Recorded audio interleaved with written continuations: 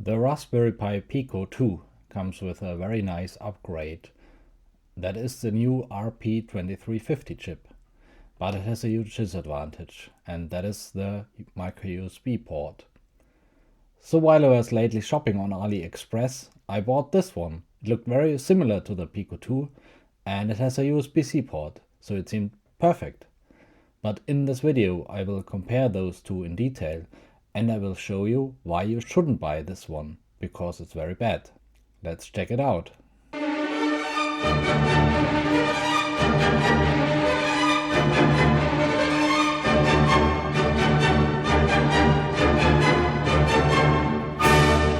Okay, so let's start the comparison. Here's the input Schottky diode.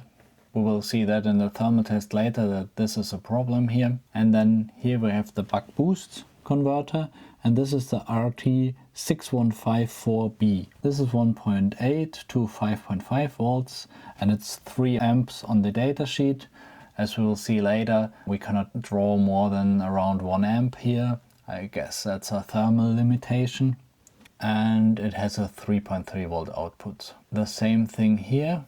So here's the input Schottky diode. As you can see, it's another one, so it has another marking, but that shouldn't matter. And here we also have a buck boost, but this buck boost is the LN3440 from Net Linear. And as said, it's also a buck boost, but it has a very bad input voltage range, starting from 2.7 volts to 5.5. So this is worse, because if you want to power the Pico from two AA batteries or AAA, then you have around 3 volts, and when they drop a bit, then you quickly get lower than 2.7 volts. So there, this Ridgetech part is a lot better, because it starts at 1.8 volts. The LED is different, and also you can see the silk screen, so the font is very different. So the knockoff is not very good. And as you also can see here on the Pico, they have thermal reliefs. So those thermal reliefs here, and we don't have that. We don't have that here, so you cannot solder those very good. Here the heat is trapped, so you can solder those a lot better. The button looks very similar, but is not. So I have another one of the red one, and here I had to replace it already. You can see my dodgy soldering, because it broke already once. So that's not a good quality.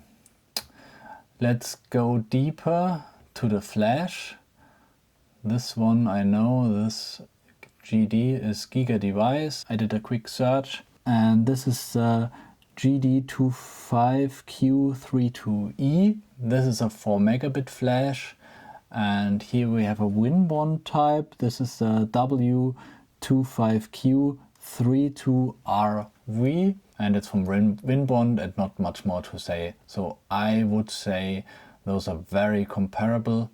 And I also recently saw the schematics of an iPhone 16e, and it happens that Apple actually does have the exact same device, only with 1 megabyte instead of 4 megabytes. This is the RP2350, and I bought this some time ago, so this is still the stepping A2, and it was produced in week 25 2024, and it happens that this one is exactly the same, so it's from the same batch, which I think is funny, but I'm not sure.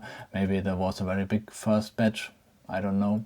Then there's also a notable difference on the pad size. So here on the original part, you can barely see those pads, and here on the knockoff you can see the pads are longer.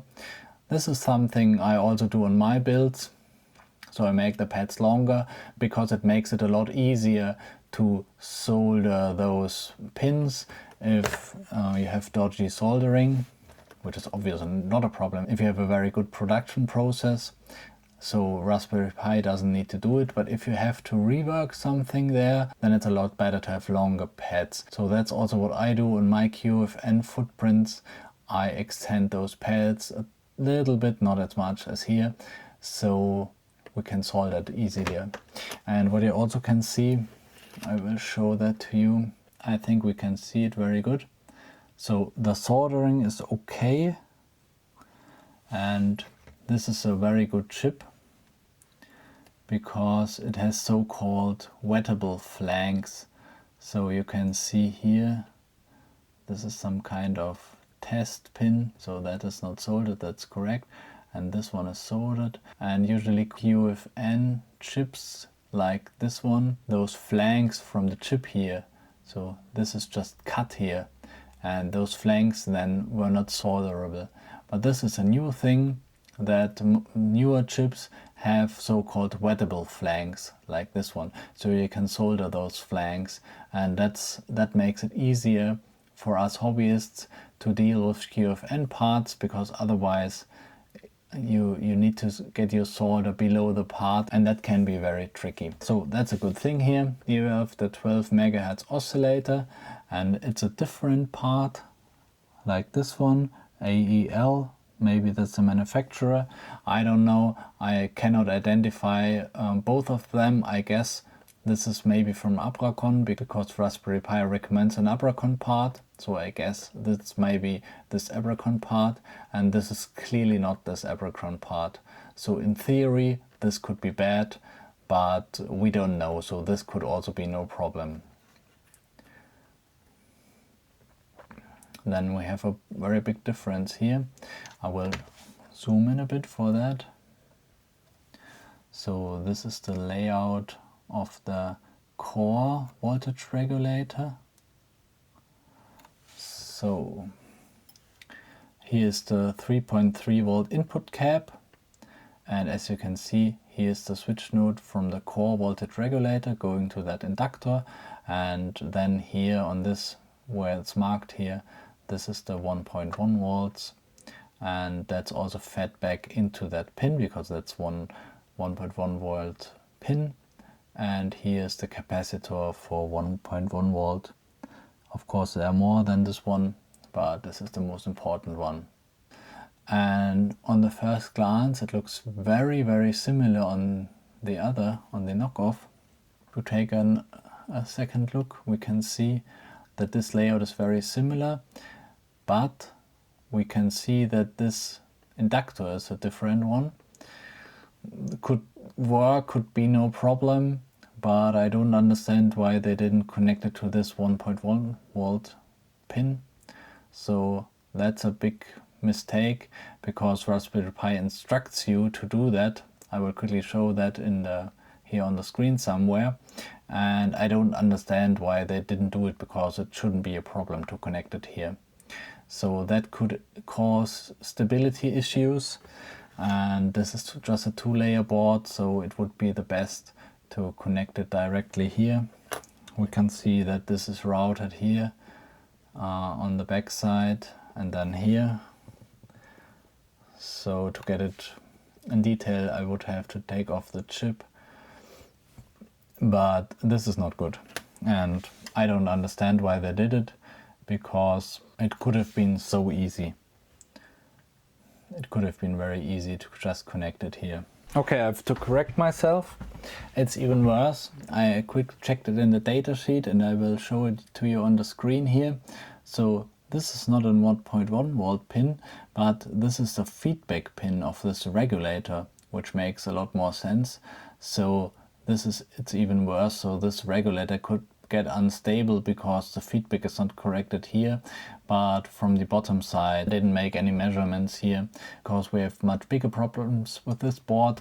But I guess that could be a stability problem, especially on heavy CPU load. So that's bad, that's very bad. And then we get to another big problem. Those here are the USB lines.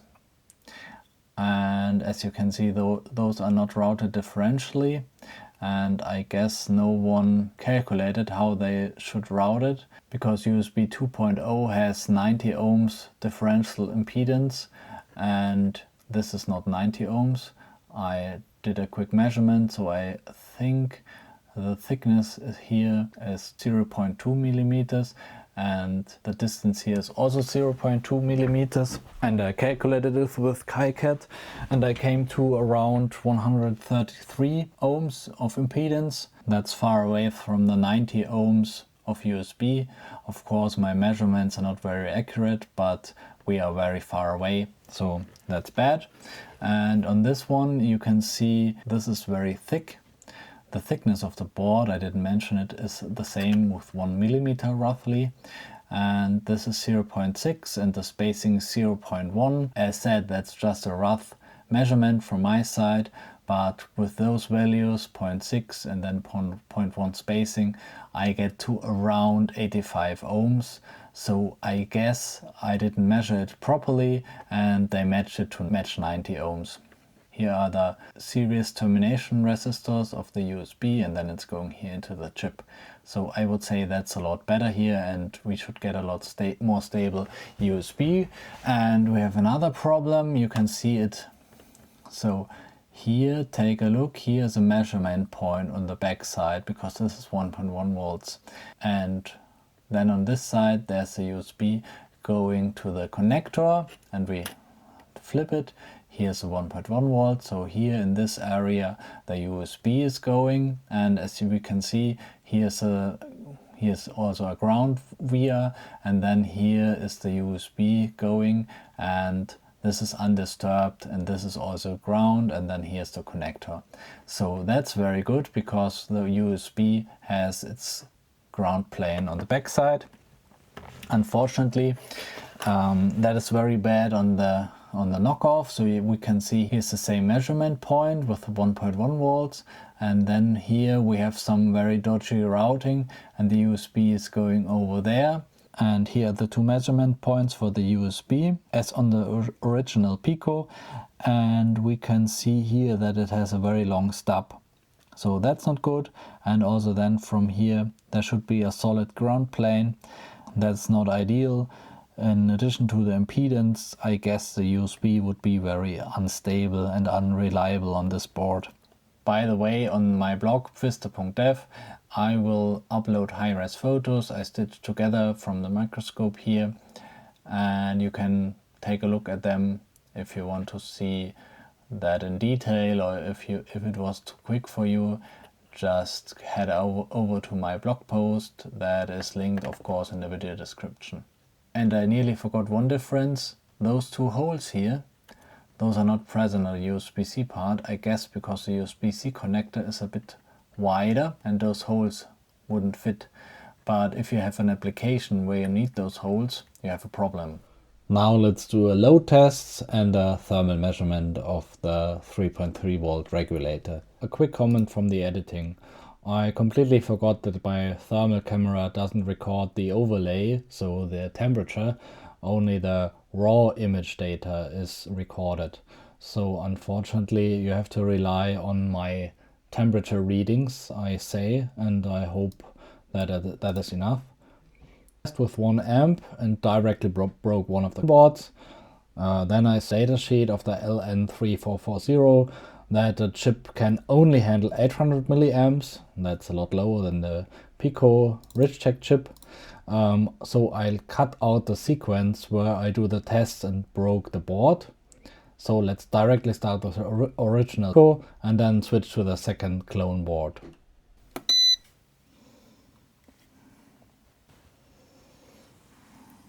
It's not the chip that is getting warm. It's the inductor and the Schottky diode. So I guess if you want to reduce your power consumption, feed in via the 5 volt input. So that's the Schottky diode, and the inductor is 70 around, and the chip 64. So that's perfectly fine. Let's set this into bootloader so we are sure it's not using too much power. Okay, so that's in bootloader. We have 3.1, okay, and it's quite cold, so let's switch this on. So now we have 40. Increase that to half an amp.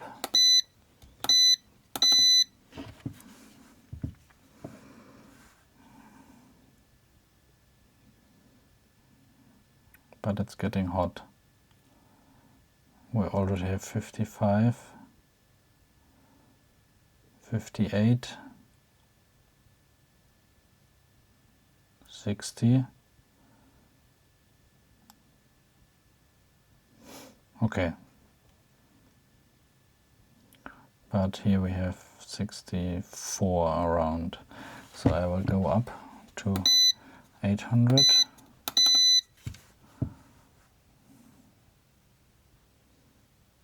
Okay, now we are getting too hot. We have already 90 degrees, 100.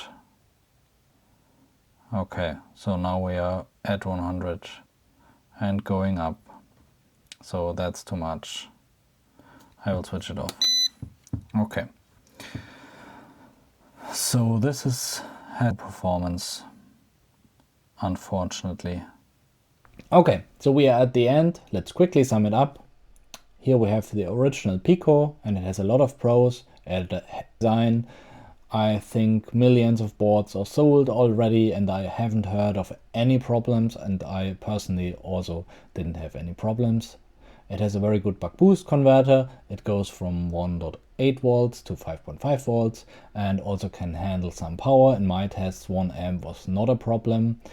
It has a good PCB design, so for example the USB is routed very good and impedance controlled, and also the thermal release, for example, are very good. So yes, I would call it thoughtful and good PCB design. It has one, in my opinion, very big, and that is the micro USB.